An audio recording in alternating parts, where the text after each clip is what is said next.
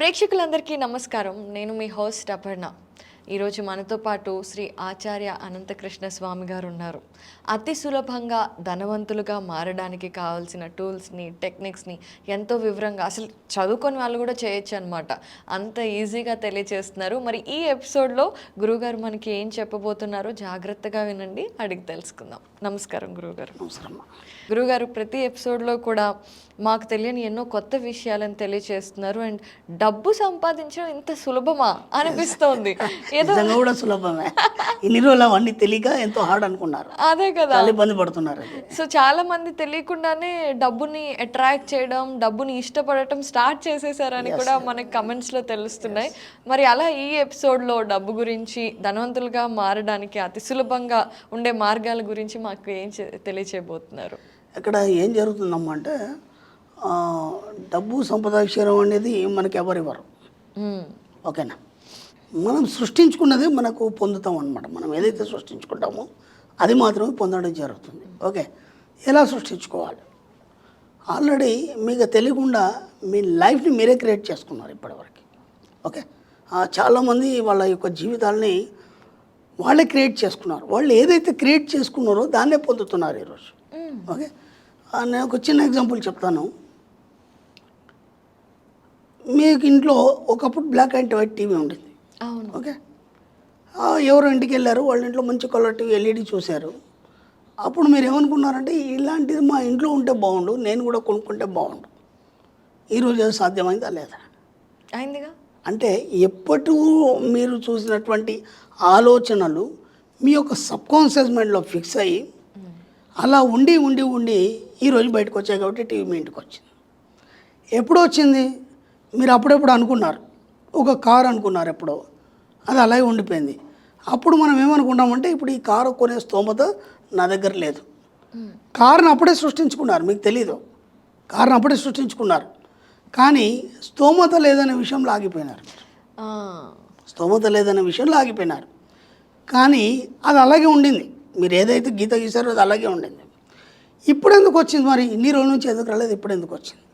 ఇప్పుడు మీకు ఒక కాన్ఫిడెన్స్ వచ్చింది కదా, నేను సంపాదిస్తున్నాను, నేను ఇప్పుడు కారు కొనగలిగే స్థితిలో ఉన్నాను అన్నప్పుడు ఏమైందంటే ఆ కోరిక ఏదైతే మీరు గీసి పెట్టారో దాని మీద తీవ్రత ఎక్కువైంది. ఎప్పుడు సృష్టించబడింది కారు? 5 సంవత్సరాల క్రితమే సృష్టించబడింది. ఇప్పుడు దాని మీద తీవ్రత ఎక్కువైంది కాబట్టి మీరు ఇప్పుడు కారు కొనగలిగారు. అర్థమైందా? కారు ఎవరు ఇవ్వలేదు మీకు, ఇది బాగా గుర్తుంచు. కారు ఎవరు ఇవ్వలేదు, మనమే కొనుక్కుంటారు. మీరు కొనుక్కోలేదు కారు, మీరు కొనుక్కోలేదు, మీకు ఎవరు ఇవ్వలేదు, మీరు దాన్ని సృష్టించుకున్నారు. ఓకే, ఆ కారు ఎలా ఉండాలి? రెడ్ కలర్ ఉండాలా? మీరు గమనించండి, మీరు కార్ షోరూమ్కి వెళ్ళారు, ఒక 10 రకాల కార్లు చూశారు. మీ ఇంట్లో వాళ్ళు కూడా ఆ కలర్ తీసుకుందాం అది ఇది అన్నారు. అయినా సరే మీకు రెడ్ కలర్ మీద ఉంది, టాకిమన్ రెడ్ కలర్ మీరు బుక్ చేస్తారు. మీరు ఎప్పుడో ఆ రెడ్ కలర్ కార్నే సృష్టించుకున్నారు. మీకు వేరే కారు నచ్చదు. ఇక వేరే కలర్ అంతకన్నా మంచి ఎంత చూపించినా మీకు నచ్చదు. అలాగే డబ్బు సంపాదించడంలో కూడా మనం ఈరోజు ఈ స్థాయికి రావాలి అనేది మనం ఎప్పుడు రాసి పెట్టుకున్నాం, కానీ ఆ రోజు దాని మీద తీవ్రత లేదు.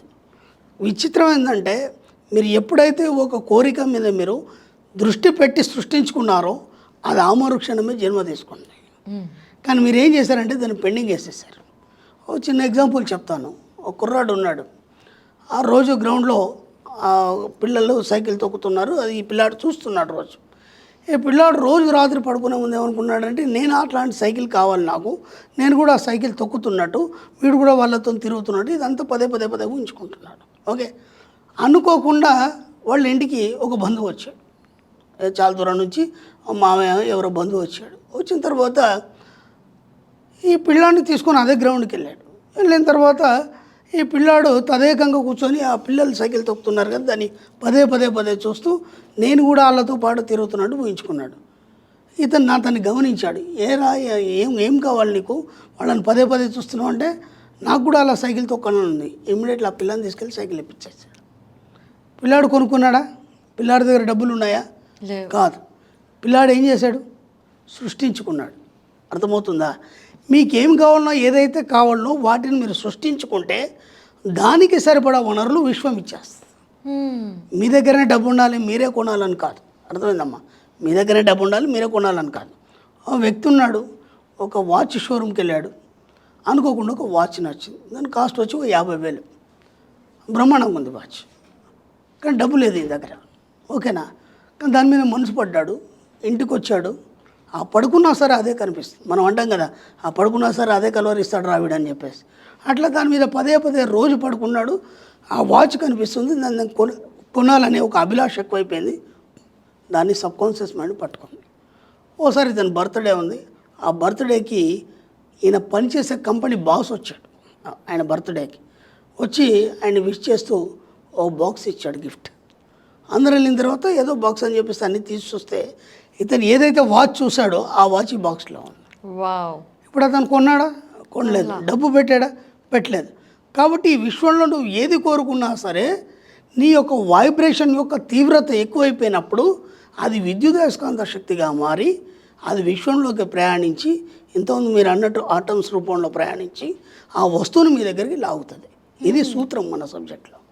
కాబట్టి వస్తువులే కాదు, డబ్బు సంపాదించడం కూడా సేమ్ సూత్రం. మీకు ఏం కావాలని కోరుకోవడమే తరువాయి, ఆటోమేటిక్గా అది విశ్వం సమకూర్చడం జరుగుతుంది.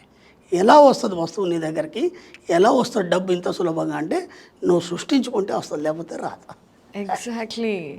సో అసలు ఈరోజు ఎలా అని చాలా మంది అడిగే ప్రశ్నకి పూర్తి వివరణని అందించారు అంటే గురుగారు. అనుమానాలమ్మా చాలామందికి, ఊరికేదో చెప్తున్నాడులే అది ఇది అని. ఎందుకంటే చూసిన వాళ్ళు, పాత వాళ్ళు దాదాపు మనం చాలా వీడియోలు చేస్తున్నాం. 2-3 సంవత్సరాల నుంచి ఈ సబ్జెక్ట్ అంతా స్టార్టింగ్ నుంచి వినే వాళ్ళకి అంత అర్థమైపోయింది. ఇప్పుడు మళ్ళీ కొత్త వినాలకి మళ్ళీ ఏదో కొత్త విందా అనిపిస్తుంది, ఏదో చెప్తున్నాడు అనిపిస్తుంది. కాదు, ఇది ఒక సబ్జెక్ట్ ఉంది, అది యూనివర్సల్ లా, అది యూనివర్సల్ సబ్జెక్ట్ కూడా. ఇది వరల్డ్ వైడ్ ఉంది. నేను ఒక్కనే చెప్పడం కాదు, తెలుగులో మనం బయటికి తీసుకొచ్చాము అంతే. ఈ రోజు అంటే ఇప్పుడు మీరు చెప్పిన ఎగ్జాంపుల్స్ లో ప్రతి ఒక్కరి జీవితంలో ఏదో ఒకటి జరిగే ఉంటుంది. ఖచ్చితంగా ఎప్పుడో ఏదో కోరుకోవటం, ఇమ్మీడియట్ గా అది గిఫ్ట్ గా రావటం, ఏదో రకంగా, అవును, అనుకోకుండా ఏదో ఒక రకంగా మన దగ్గరికి రావటం. సో దాని వెనక ఇంత టెక్నాలజీ ఉందన్నమాట, యూనివర్సల్ టెక్నాలజీ అది. సో మనకి అర్థమైన యూనివర్సల్ మెకానిజం మెకానిజం చేసుకుంటాం. మనకు తెలిసిన తెలియకుండా దాని పని చేసుకుంటాం. సో ట్రూ అండి. సో మనం ఎక్కువ కాంప్లికేటెడ్గా ఆలోచించకపోయినా మనం సృష్టించుకుంటే చాలు. ఇక్కడ సృష్టించుకున్నాము అంటే అన్నీ ఖచ్చితంగా నిజంగా కూడా మన జీవితాల్లోకి వస్తాయి. ఈ విషయాన్ని వాళ్ళు అర్థమయ్యేట్టు చెప్పారు గురుగారు. మీకు ధన్యవాదాలండి. థ్యాంక్ యూ అమ్మా.